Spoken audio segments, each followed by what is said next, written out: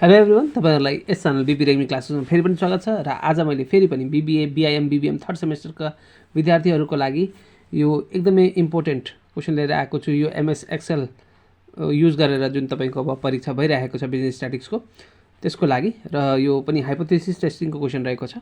र क्वेशन यस प्रकार रहेको छ, the mean weight of 100 BBA student and 50 BBM student are 63 kg and 62 kg respectively. Would you conclude that weight of BBA and BBM student are equal at 5% level of significance? The standard deviation of weight of the student is 9 भनेर भनेको छ।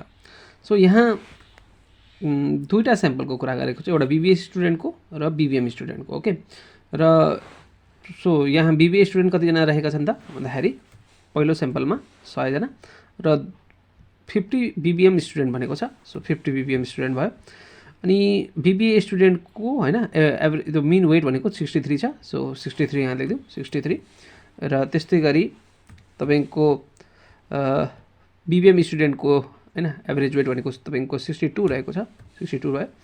अनि त्यसपछि तपाईको के भनेको छ भन्दाखेरि the standard deviation of weight of the student is 9। So यो 9 भयो। तर यो हामी कुरा बुझ्नुपर्छ, यो दुईटा दिएको छ।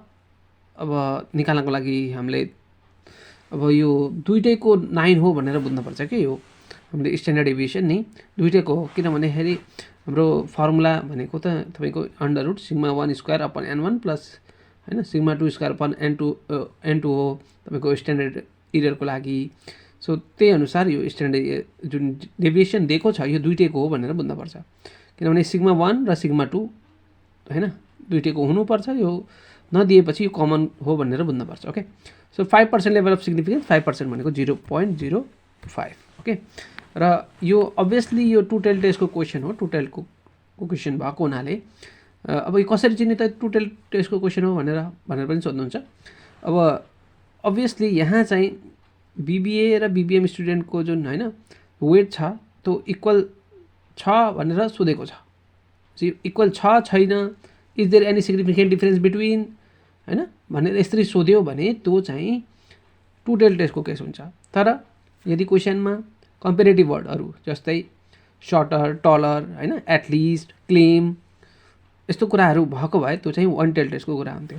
सो यो हाइपोथेसिसमा हामीले लेख्ने कसरी गरिन्छ त भन्दाखेरि टोटल टेस्टमा μ1 इक्वल टु μ2 र यो μ1 डज नट इक्वल टु μ2 लेख्नको लागि यो चाहिँ यसरी यो सिम्बल युज गरिन्छ है। यो लेस देन ग्रेटर देन यसरी युज गरिन्छ।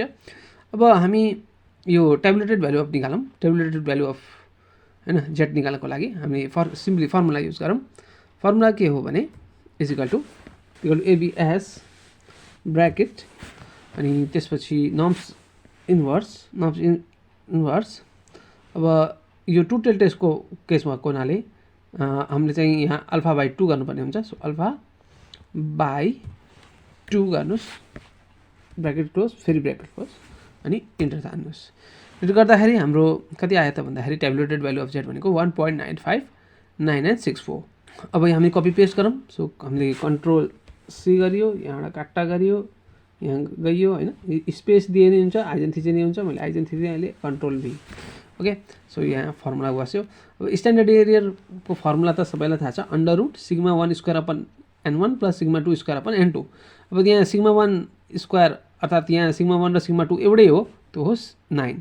सो यसको लागि हामी अब कसरी लगाइन्छ भने सो अब हामी स्ट्यान्डर्ड एरर निकाल्छौँ। स्ट्यान्डर्ड एरर निकाल्ने फर्मुला भनेको under root sigma 1 square upon n1 plus हैन सिग्मा 2 स्क्वायर अपन n2 हो। तर सिग्मा 1 दुईटैमा कमन भएको हुनाले हामीले हैन 9 स्क्वायर हैन अंडर रुट 9 स्क्वायर ब्र्याकेटमा 1 upon n1 plus 1 upon n2 गर्नुपर्छ है।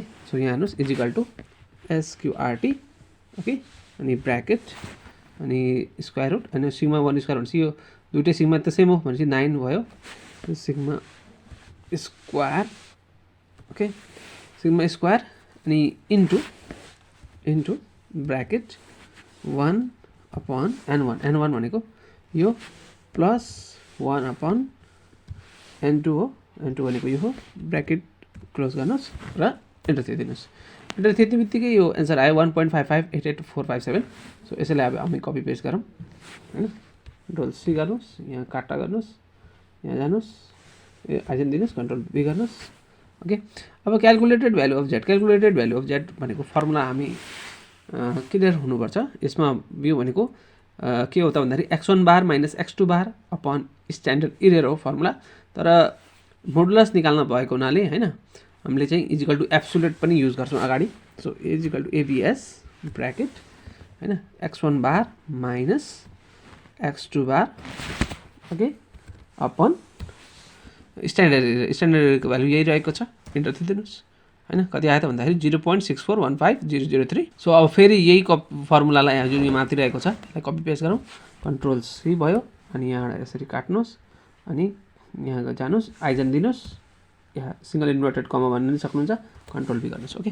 सो डिसिसन के भयो त अभियसली हामीलाई थाहा हुनुपर्छ यदि क्यालकुलेटेड भ्यालु ट्याबुलेटेड भ्यालु भन्दा धेरै भयो भने त्यो जुन नल हाइपोथेसिस हुन्छ त्यो चाहिँ रिजेक्ट हुन्छ, र ट्याबुलेटेड भ्यालु धेरै भयो क्यालकुलेटेड भ्यालु भन्दा भने त्यति बेला हाम्रो जुन नल हाइपोथेसिस हुन्छ त्यो चाहिँ एक्सेप्ट हुन्छ है। सो यहाँ चाहिँ ट्याबुलेटेड भ्यालु धेरै छ क्यालकुलेटेड भ्यालु अफ जेड भन्दा, त्यही भएर यो डिसिसन के हुन्छ त भन्दाखेरि तपाईँको एक्सेप्ट हुन्छ ओके।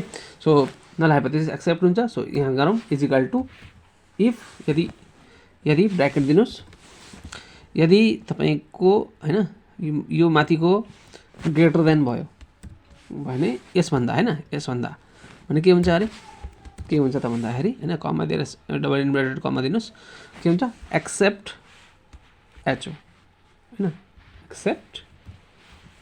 एक्सेप्ट गर्नेका लागि एचओलाई। अनि त्यसपछि तपाईँको के हुन्छ त भन्दाखेरि यदि यस्तो भएन भने रिजेक्ट एचओ। सो एकदम रिजेक्ट एचओ है, रिजेक्ट एचओ यो भयो। अब इन्टर थिच्दिनुस्। सो एक्सेप्ट एचओ अर्थात् हामीले नल हाइपोथेसिसलाई एक्सेप्ट गरिन्छ। अब यो के फर्मुला लगाएको भने यहाँ देखायो, कन्ट्रोल सी गरौँ अनि यहाँबाट काटौँ अनि यहाँ जाऊँ अनि आइजन दिनुहोस् अनि कन्ट्रोल बी गर्नुहोस् ओके। सो यसरी चाहिँ यो हाम्रो डिसिसन पनि के भयो एक्सेप्ट भयो। सो यसरी चाहिँ यो हाम्रो नल हाइपोथेसिस एक्सेप्ट भएको हुनाले हामीले भन्छौँ कि बीबीए र बीएम स्टुडेन्टको हैन मिन वेट चाहिँ बराबर छ भनेर भन्छौँ। सो त्यही हामी गरौँ। सो यसरी चाहिँ हामीले भन्यौँ as null hypothesis is not rejected we conclude that weight of BBA and BBM student are equal भनेर भन्यौँ। सो यसरी अन्तिमसम्म यो भिडियो हेर्नुभयो त्यसको लागि धेरै धेरै धन्यवाद। Thank you very much.